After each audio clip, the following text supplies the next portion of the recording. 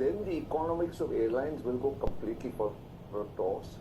इसलिए certain seasons में airlines को कमाने का मौका मिलता है, लेकिन फिर भी even though DGCA can not control the fares, I think the airlines need to self regulate and realise कि उनकी सक्सेस स्टोरी ये कंज्यूमर से जुड़ी हुई है and they are so successful, Indian consumer ने उनको इतना सपोर्ट किया है। इसलिए सेल्फ रेगुलेट करके अगर वो खुद समझदारी से फेयर्स कंट्रोल में रखे तो ये कंज्यूमर के लिए, गवर्नमेंट के लिए और सबके लिए it will be a win win situation. Absolutely. Baba sir, आपको कितना इसमें उम्मीद नजर आ रही है कि इस बार कुछ करेंगे, क्योंकि हम पहले भी देख चुके हैं। पहली बात तो मैं आपको एक क्लियरली बताऊं दीपक, 2 साल का पैसेंजर फेयर डेटा शेयर जब करने को कहा था गवर्नमेंट ने, तो उस समय इनकार कर दिया था, कहा था कि भाई ये तो कमर्शियली सेंसिटिविटी है, इसमें तो हम नहीं देंगे। तो हमें डीजीसीए की बातों को नकारना या उसको इग्नोर कर देना, ये एक सत्य है। दीपक जी मेरी आवाज क्लियर आ रही है? Yes sir. राइट। नाउ एक बात बताऊं, दमानिया साहब ने बिल्कुल सही बोला कि हर आदमी की लिमिटेशंस हैं और लिमिटेशन के अंदर ही पूरा एविएशन सेक्टर काम करता है। अगर लिमिटेशन की बात बताएं तो एयर टिकट 100 या 200 रुपए की भी है और एयर टिकट 50 लाख की भी है, और कहा यह जाता है कि जो लोग महंगी टिकट बेचते हैं वो एयरलाइन शायद बजट एयरलाइन नहीं कहलाती, पर वो ओवरऑल कमाई कम करती हैं, और जो एयरलाइन सस्ती टिकट बेचती हैं और वो ज्यादा कमाती हैं, उसके एग्जांपल्स हैं and it has been proved globally. और दूसरी बात, अब ये जो डायरेक्टिव डीजीसीए ने दिया है उस पर कोई असर होगा कि नहीं होगा उस पर मैं आता हूं, क्योंकि जब आदमी इंटेंट क्लियर होता है करने वाले का तो दूसरे पर असर पड़ता ही है। मैं उस पर आता हूं। उससे पहले मैं एक बात बहुत क्लियरली बता दूं कि इस टाइम गवर्नमेंट का मैंडेट बहुत क्लियर है कि हमें अफोर्डेबिलिटी पर कोई कंप्रोमाइज नहीं करना है।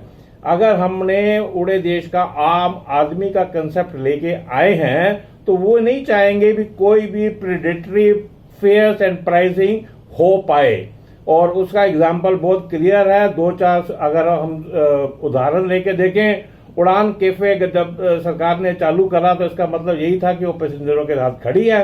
फिर अभी रिसेंटली यात्री सेवा दिवस मनाया तो वो भी एक क्लियर था गवर्नमेंट का कि हम अफोर्डेबिलिटी में कोई कंप्रोमाइज नहीं करेंगे।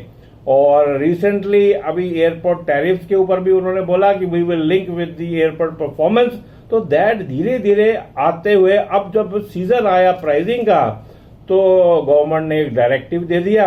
इसको आप डायरेक्टिव कह दें या स्टिक शोइंग कह दें, ये एक सॉफ्ट एडवाइजरी है, बट अगर आप देखें तो under rules 135 para 4 of the aircraft rules 1937 the DGCA can issue binding direction to an airline if it determines that the carrier has established excessive or predatory tariffs.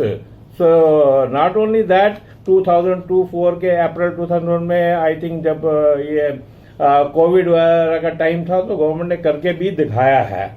But फिर अब हम आए कि ये प्राइसिंग स्पाइक्स होता क्यों है, हमें ये भी देखना है। अब होता इसलिए है कि एक तो डिमांड स्पाइक कर जाती है और डिमांड एंड सप्लाई का खेल है, पर यह है कि एक लिमिटेड कंपटीशन भी है। किसके साथ क्या कंपटीशन हो रहा है? लिमिटेड नंबर ऑफ एयरलाइंस हैं, एयरलाइन बंद हो गई हैं और कंपटीशन कम हो गया है।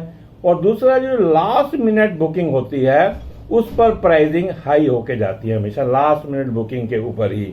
और मैं ये कह दूं कि अगर एविएशन के अंदर देखा है तो 3 फैक्टर स्टेक होल्डर इंपॉर्टेंट है। पहला रेगुलेटर है, जो मिनिस्ट्री कह लो, डीजीसीए कह लो, दूसरा एयरलाइंस है और तीसरा एयरपोर्ट्स हैं। एयरलाइंस ने दिखा दिया है कि हम एडिशनल फ्लाइटें चलाएंगे और आपने अच्छे नंबर बता दिए हैं, बट अब देखने वाला पेच इसमें ये है कि ये फ्लाइटें कौन से सेक्टर से चलाएंगे। जहां पर हिस्ट्री ऑफ स्पाइक्स है वहां से फ्लाइटें कितनी हैं। हमने देख रखा है, उदाहरण के लिए दिल्ली बॉम्बे से हर आधे आधे घंटे में फ्लाइटें हैं, पर उसके बाद भी उसकी टिकट 5,000 से 15,000 हो जाती है। तो ये सारे फैक्टर हमें देखने पड़ेंगे। अब तीसरी बात, हम एयरलाइंस को बोल रहे हैं कि ठीक है आप ज़्यादा फ्लाइटें बढ़ा दो, पर फिर एयरपोर्ट्स के कंजेशन को भी हमें मैनेज करना है, वहां पर लॉन्ग क्यूज को भी मैनेज करना है, वहां पर वेट टाइम को मैनेज करना है, पुअर सर्विस को मैनेज करना है। वो सब डायरेक्टिव्स भी जो कंसर्न एजेंसियां उनको जाने चाहिए। हमें पता है अभी रिसेंटली 2 साल पहले। सर आपके पास बिल्कुल मैं आऊंगा सर, आपके पास थोड़ा सा और विस्तार से बातचीत करेंगे। हमारे साथ तो खास मेहमान और जुड़ चुके हैं जितेंद्र भार्गव सर, पूर्व एग्जीक्यूटिव डायरेक्टर एयर इंडिया और जाने माने aviation expert. Good evening sir, बहुत बहुत स्वागत है। अब सर डीजीसी ने बोल तो दिया है कि फेस्टिव सीजन में आप सप्लाई का इशू देखिए, कैपेसिटी के इश्यूज को देखिए, कितना सर भरोसा करें, क्योंकि ऑलरेडी सप्लाई कम हो जाती है जब फेस्टिव सीजन आता है। पैसेंजर डिमांड जो है वो ग्राउंड फ्लीट का इशू अलग है, सीट्स कम होंगी, तो ये कहां से बढ़ा के और फेयर को स्टेबल कर देंगे? डीजीसी एग्जैक्टली क्या कहना चाह रहा है सर? देखिए मेरे 3 पॉइंट्स हैं। नंबर 1, हर बार जब कोई फेस्टिवल होता है, लॉन्ग वीकेंड होता है, फेयर बढ़ जाते हैं, एयरलाइंस को क्रिटिसाइज किया जाता है। इस बार जो डीजीसी ने किया है बहुत ही अच्छा स्टेप लिया है, और मैं थोड़ा सा संदर्भ में डालता हूँ पर्सपेक्टिव में। जब कुंभ मेला हुआ था इलाहाबाद में और कुछ विशेष जब स्नान होते थे तो फेयर 60-70 हजार रुपए हो गए थे। तो उस समय जब क्रिटिसिज्म हुआ था तो मेरा ये आपके चैनल पे ये कहना था कि क्यों नहीं डीजीसीए ने एयरलाइंस को पहले बता दिया कि इन दिनों में विशेष स्नान है, डिमांड ज्यादा बढ़ेगी, तो माउंट एडिशनल कैपेसिटी। तो अब दिवाली फेस्टिवल टाइम आया है तो डीजीसीए ने पहले ही इनिशिएटिव लेके एयरलाइंस को बता दिया कि देखिए डिमांड बढ़ेगी। एयरलाइन भी जानती है कि हर साल डिमांड बढ़ती है। 100% जब लोड फैक्टर हो जाता है, जैसे पहले प्रीवियस प्रवक्ता ने बोला कि जब 85, 90, 95% क्योंकि एयरलाइन बकेट मॉडल फॉलो करती है रेवेन्यू मॉडल का, तो दाम बढ़ जाते हैं और क्रिटिसिज्म होता है। तो अब ये देखा यह है कि जो एडिशनल प्राइस अनाउंस की गई है तो इसके एडवांटेजेस हैं। एक 85, 90, 95, 100% कम फ्लाइट्स में अचीव होगा, तो इसका मतलब है कि फेयर का फायदा पैसेंजर को होगा। सेकेंड, एयरलाइन को जहां से कि प्रवीण बता रहे थे कि फ्यूल प्राइसेस है, ये सब है। देखिए when you touch divide the fixed cost on a larger platform, क्योंकि आप जैसे इंडिगो 400-500 एडिशनल फ्लाइट चलाएगा तो स्वाभाविक है उनका खर्चा कम होगा। मैं इस बात से इनकार नहीं कर रहा हूं कि कई हमारे एयरपोर्ट्स ऐसे हैं जहां पे कंजेशन बढ़ेगा, लेकिन अब आपको वे करना है कि या तो हम कहें कि हम कंजेशन को अवॉइड करने के लिए कम फ्लाइट ऑपरेट करेंगे, या हम पैसेंजर्स को ज्यादा फेयर के लिए मजबूर करें ट्रैवल करने के लिए। अब India is a growth market, हमारी एविएशन ग्रो कर रही है। एयरलाइन को कॉन्ग्रेचुलेट करिए, उनको धन्यवाद दीजिए that they are in a position to mount additional capacity notwithstanding constraints. Supply chain के constraints है, pilots की shortage होती है, problems होती हैं, लेकिन अगर उन्होंने DGCA को साफ शब्दों में, स्पष्ट शब्दों में कह दिया है कि हम इतनी additional flight देंगे, what is wrong with it? It will be a gainful situation for the government of India to have affordable fare. They may not be as affordable as the government may want, but will be certainly less than what you experienced last year. Airlines को फायदा हो जाएगा, passengers को फायदा हो जाएगा, तो I see no reason why we should be picking holes. But जैसा आपने बोला, आपने सर जैसा बोला, सॉरी टू इंटरप्ट सर, जैसा आपने कहा कि आप लास्ट ईयर का देखिए, इस बार कैसा हो रहा है, इस सब के लिए सर आपको रेगुलर मॉनिटरिंग और डेटा चाहिए होगा। अब हमने कुछ खबरें पढ़ी हैं कि सारी जो एयरलाइंस हैं उन्होंने पैसेंजर फेयर डेटा शेयर करने से मना कर दिया, कहा कि साहब ये तो कमर्शियली बड़ी सेंसिटिव चीज है, हम गवर्नमेंट को क्यों दें। तो जब डेटा ही शेयर नहीं होगा तो फिर अनुमान कैसे लगेगा, और फिर उसका फिर पहले उसके बारे में फिर अनुमान लगाकर फिर उसके लिए तैयारियां कैसे की जाएंगी सर समय पे? नहीं देखिए, बहुत सीधी सी बात है कि आपने अगर जब पिछली बार देखा कि इस बार हम 5% एडिशनल फ्लाइट चलाने वाले हैं, तो लेट अस लुक एट कि ये 5% से फायदा होगा। ये बात मैं पूरी तरह मानता हूँ कि एयरलाइन सारा डेटा अपना शेयर नहीं कर सकते, they are not wrong in it. DGCA data confidentiality में यूज कर सकता है, वो बात अलग है, लेकिन अगर आपके पास में 5% एडिशनल कैपेसिटी है तो इसका सीधा का सीधा प्रभाव पर पड़ेगा, इस बात से कोई इनकार नहीं कर सकता।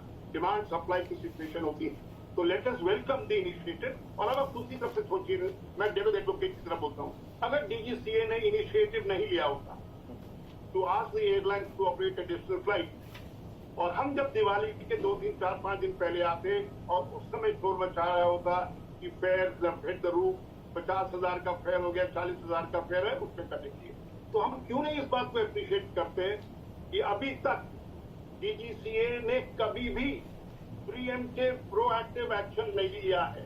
इस बार लिया गया है, चाहे गवर्नमेंट के दबाव हो, अफोर्डेबिलिटी फेयर की बात करने के लिए हो, but it is a welcome step. मेरे को खुशी सी बात है एज एन एयरलाइन मैन कि कोई भी रुकावटें हो, कोई भी दिक्कत हो, कंजेशन हो, कोई भी चीजें हो, the very fact that you are adding to the carrying capacity in the market should be welcome. और पैसेंजर्स के हित में है, एयरलाइन के हित में, क्योंकि जो एयरलाइन के रेपुटेशन पे पड़ता है ना, जब उनके फेयर बहुत ज्यादा बढ़ जाते हैं, क्रिटिसिज्म होता है, they will be able to avoid it, say we have added capacity to the extent we को एडवांस नोटिस मिला, they are doing it, please welcome this decision. बहुत बहुत क्विकली सर, आपने बोला कि ठीक है डीजीसीए ने प्रोएक्टिवली ये कदम उठा दिया, तो क्या ये इतनी बड़ी रॉकेट साइंस होती है सर कि इसको एयरलाइंस खुद ब खुद समय रहते कदम नहीं उठा सकते? उनको क्या डीजीसीए की हिदायत या किसी डायरेक्टर की बहुत आवश्यकता होती है क्या इन छोटी छोटी चीजों को करने के लिए? देखिए दीपक, ये एक बहुत सीधी सी बात है, airline will like to maximise their profit, इस बात से इनकार नहीं किया जा सकता, क्योंकि अगर एयरलाइंस को कैपेसिटी शॉर्टेज हो 5% की और वो हर एक सेक्टर के अंदर में 95 to 100% लोड फैक्टर उनको बहुत भारी होता है, फायदा होगा। लेकिन अगर ये चीज बेसिस पे डाला जाए, कुछ सोशल सर्विस होता, मैं तो अक्सर आता है ज्यादा बढ़ने के लिए, तो airlines have to give up their commercial interest. पूरी तरह से कमर्शियली नहीं सोचा जा सकता है, they are in public service, they want public to be given demand. अपना पैसा बनाइए, क्योंकि जैसे मैंने आपको पहले बताया कि जब एक कोई भी एयरलाइन ज्यादा फ्लाइट चलाती है तो उनके fix cost over a larger base पे डिस्ट्रीब्यूट होते हैं, तो उनको सीधा फायदा मिलने वाला है।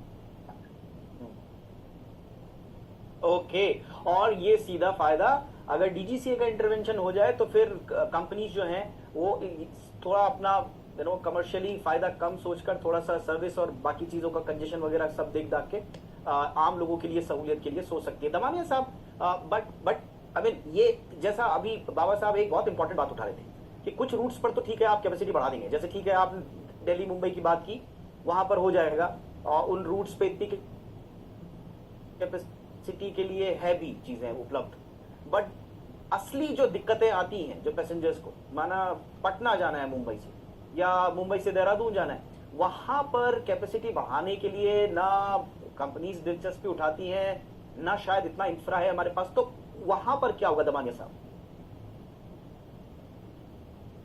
देखिए ये सब बोलने की बात है कि एयरलाइंस कैपेसिटी बढ़ा देगी, कोई एयरलाइन ऐसी नहीं इंडिया में जो प्लेन्स ग्राउंड पे रख के बैठे हैं, पायलट्स को घर पे रख के बैठे हैं। हर एक एयरलाइन अपनी even every time capacity full capacity पे ही चलाता है। तो sometimes it may so happen that if they have to increase flights on a certain route, they might have to reduce flights on a certain route. इतना easy नहीं कि 400 flight बढ़ा दिए, 500 फ्लाइट बढ़ा दिए। Today airlines are all facing shortage of the aircraft, shortage of man power, so it's not easy as it said. और एक बात कहता हूँ कि this government, the government can only strongly suggest, the government cannot penalize or fine or take strict action against the airline. देखिए सोचिए market में धीरे धीरे सिचुएशन ऐसा हो गया है कि government also have to delicately handle these airlines. We have practically come to a situation where there are only 2 airlines left in the market. So now if the situation is such, it's a balancing act between the consumer, the government and the airlines. देखिए the best is कि government should encourage this industry, support this further, see that more players come into the market, so a kind of competitive spirit exists. आज कोई competition जैसा कोई रहा नहीं है जो पहले था, 5 एयरलाइन 6 एयरलाइन, अभी तो 2 एयरलाइन है और आपको उसमें से ही चूज करके उसमें से ही जाना है। इसलिए अगर कंज्यूमर को कोई ज्यादा ऑप्शन रह नहीं गया, देखिए उड़ान स्कीम पे government has come up with excellent plan, excellent schemes where they subsidise certain routes, but they are not the major routes, they are only certain very selected routes. तो ठीक है, again I am saying is government can only suggest, but मुझे लगता है कि airlines ने consumer का फायदा देख के you know everything should be self regulated. मुझे ऐसा लगता है, ऐसा नहीं कि भाई अगर कहीं कोई इमरजेंसी हो, कहीं कोई फेस्टिवल हो तो airline should go crazy with the fares. If the airlines self-regulate themselves, government को इंटरवेंशन करने का जरूरत नहीं पड़ेगा. और ये वैसा ही होना चाहिए कि airline should look at the success, their success is tied up to the consumer, so the airline should see that the consumer is always with them and completely supports them. But sir आपने जो aviation का growth India में चल रहा है, दमानी साहब आपने एक बहुत ही बुनियादी सवाल उठाया था. बुनियादी मैं भार्गव साहब से उस पर जरा उनका क्विक पॉइंट ले लूं. भार्गव सर, जो दमानी सर जो कह रहे हैं कि आप बोल तो रहे हैं कि कैपेसिटी बढ़ा दीजिए, लेकिन कहां से बढ़ाएंगे? क्या कंपनीज इस स्थिति में हैं? अभी भी हम देख रहे हैं एयरक्राफ्ट ग्राउंडेड, सबसे ज्यादा इंडिगो उससे प्रभावित है, ग्लोबल शॉर्टेज भी है, न्यू एयरक्राफ्ट की डिलीवरी बहुत लेट हो रही है, जितने भी हमारे मेट्रो एयरपोर्ट्स हैं वो सैचुरेटेड है, नए स्लॉट्स नहीं मिल रहे हैं. ये कंपनीज की तरफ से बार बार कहा जाता है. तो गवर्नमेंट ने कह भी दिया तो भी आप कहां से बढ़ाएंगे कैपेसिटी? नहीं, ये बात मैं सहमत नहीं हूँ परवेज दमानिया जी से. हमेशा एयरलाइन के पास में कैपेसिटी होती है and they have always stretch themselves जब जरूरत होती है. उदाहरण के तौर पर जब हज की फ्लाइट ऑपरेट की जाती है या इंडियंस को इवैक्यूएट करना पड़ता है कोई ट्रबल स्टेट से दुनिया में, तो कैसे एयरलाइन कैपेसिटी लेके आती है? आपके पास भी कुछ क्वेश्चन होता है तो आप स्ट्रेच करें. से फॉर एग्जाम्पल आपके हवाई जहाज एक मेंटेनेंस शेड्यूल है, आप उस मेंटेनेंस शेड्यूल को 1000 आवर्स पे होना है, आप 900 आवर्स पे कर रहे हैं क्योंकि आपके पास में डिमांड नहीं है. लेकिन जब ऐसा मौका आता है you work it out with in the confines of safety कि ये चीजें हैं, मैं ज्यादा कैपेसिटी माउंट कर सकता हूँ. पायलट्स हैं, they will operate more flights, they will number of hours जो ऑपरेट करने का वो करेंगे. तो अब ये टेम्पररी पीरियड होता है 10-15 दिन के लिए दे विल डू इट. तो ये कहे कि कोई 100% कैपेसिटी डिप्लॉयमेंट करता है, बट सर क्या होगा उदाहरण के तौर पे समझिए. बट सर क्या ये भार्गव सर डाउन हो गए भार्गव सर के कारण से, तो भार्गव सर क्या no sir sorry to interrupt you operate at different flights. Bhargav sir sorry to interrupt, but क्या इससे इस तरह के संकेत नहीं मिल रहे हैं कि कंपनीज कैपेसिटी मैनिपुलेट करती हैं? आप कम दिखाएंगे, आपके पास कैपेसिटी है, लेकिन फेस्टिव सीजन में आप और ज्यादा इशू दिखाएंगे और ज्यादा कंस्ट्रेंट दिखाएंगे कैपेसिटी का और फिर रेस कर देंगे अपने टिकट्स. नहीं दीपक जी, ये बात तो नहीं. आप समझिए कि एयरलाइन के हाथ में कुछ कुशन है कि अगर मेरे प्लेन कुछ खराब हो जाते हैं, टेक्निकल प्रॉब्लम आ जाती है, प्लेन कोई हेल्ड अप हो जाता है because of weather etcetera, I don't have to cancel flights. ये जो एडिशनल कैपेसिटी, जो कुशन वाली कैपेसिटी है, they will pull this capacity out. But फिर उससे सेफ्टी तो कॉम्प्रोमाइज नहीं होगी सर फिर? बिल्कुल नहीं. Why will an airline compromise? देखो DGCA ने ऑर्डर दिया है, DGCA will inspect, they will know कि पायलट की जो लिमिट होती है 1000 आवर्स पर ईयर वो वायलेट नहीं होगी. 6 महीने में कितना पायलट फ्लाई कर सकता है हवाई जहाज का सेफ्टी के ऊपर में. अगर जरूरत है तो DGCA can be extra vigilant during this period. But I don't think कोई भी एयरलाइन जानबूझकर सेफ्टी रिस्क लेगी. Alright sir. बाबा सर बहुत दिन देर से कुछ कहना चाह रहे. Baba sir please go ahead. Deepak साहब, मैं दोनों पैनल से बिल्कुल एग्री करता हूं कि एयरलाइंस के पास जो जहाज होते हैं वो उड़ने के लिए होते हैं, जमीन पर रखने के लिए नहीं होते हैं, और कुशन वगैरह भी सब कुछ होता है, बिल्कुल ठीक है. मैं ये एक बात और बहुत बड़ी क्लियरली कहना चाहता हूं कि ये मैसेज ना जाए कि गवर्नमेंट कुछ नहीं कर सकती. गवर्नमेंट ने खाली एक सॉफ्ट एडवाइजरी दी है. Otherwise under rule 135(4) of the aircraft rules 1937 मैंने पहले भी बोला है कि government can take action when there is excessive और predatory tariff they have observed. दूसरी बात, no early bird fares are okay, but when this early bird starts flying high and far, then the pricing problem comes. And in the past, airlines used to play the trick of cancelling those flights which are booked and then charging high. This will not happen this time. I am sure no airlines will dare to do that. So that soft advisory will become a hard advisory. दूसरी बात, भार्गवा साहब ने, दमानिया साहब ने भी बोला कि yes, हमें एयरलाइंस को सेल्फ रेगुलेशन करना बहुत जरूरी है। उसका मतलब ये हो गया कि एक फेस्टिवल टाइम है, फेस्टिवल टाइम में हर आदमी want to bring joy. Now airlines want to bring joy to themselves for their employ, but then they should think that the joy should also go back to their bread and butter giver, that is the passenger. So we light diyas to bring joy in our home, and airlines light diya to bring and brighten their balance sheet. But there needs to be a balance between this magic of algorithm versus the wand which the government has shown. So I personally feel this will act effectively, and this affordability will be addressed. Good suggestion sir. On and on that note हमें चर्चा को यही खत्म करना होगा। लेकिन एक अच्छी बात जो भार्गव सर ने भी कही कि गवर्नमेंट रेगुलेशन ना होने से एक्सेसिव हाइक्स हमेशा अनचेक्ड रहते हैं। ये पास्ट में शिकायतें रही थी। इस बार डीजीसीए ने कहा है कि साहब ये अनचेक्ड नहीं है, और एक एडवाइजरी या डायरेक्टिव जो भी है वो डीजीसीए ने दिया है। बट हमें लगता है कि इसका हश्र 2023 की तरह ना हो जाए पोस्ट पैंडेमिक, जब डीजीसीए कहता रहा और एयरलाइंस उसको इग्नोर करती रही। उसके रीजंस अलग अलग हो सकते हैं, बट इस सीजन में मुझे लगता है सबके लिए एक विन विन सिचुएशन हो, इसी बात की हम उम्मीद करते हैं। और एक सस्टेनेबल एक मॉडल बने एयरलाइंस, डीजीसी और कंज्यूमर्स के बीच में, जिसमें हर किसी की जीत हो। इसी उम्मीद के साथ बहुत बहुत धन्यवाद आप तीनों का वक्त निकालने के लिए। Thank you so much Baba sir, Damania sir, thank you so much sir for your time. Bhargav sir, बहुत बहुत धन्यवाद आपके समय के लिए। ये थी हमारी कवर स्टोरी। अब एक छोटा सा ब्रेक।